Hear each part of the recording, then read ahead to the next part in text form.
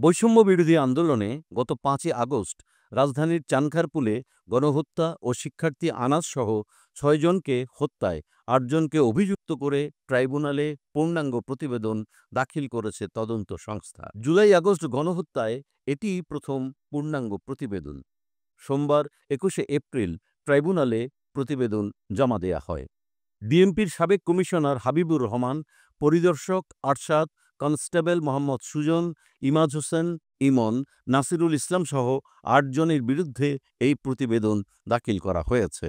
আন্তর্জাতিক অপরাধ ট্রাইব্যুনালের চিফ প্রসিকিউটর তাজুল ইসলাম জানিয়েছেন, জুলাই-আগস্টে রাজধানীর চানখারপুলে হত্যাযজ্ঞের তদন্ত শেষ হয়েছে। এতে আসামির সংখ্যা ৮ জন।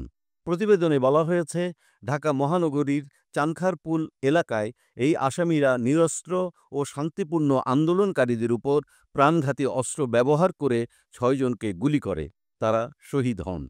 এর আগে রোববার তিনি জানান, শেখ হাসিনা, ওবায়দুল কাদের এবং ১৪ দলের বিভিন্ন নেতাসহ মোট ৪৫ জনের বিরুদ্ধে জুলাই-আগস্টে গণহত্যায় সংশ্লিষ্ট থাকার প্রমাণ পাওয়া গেছে।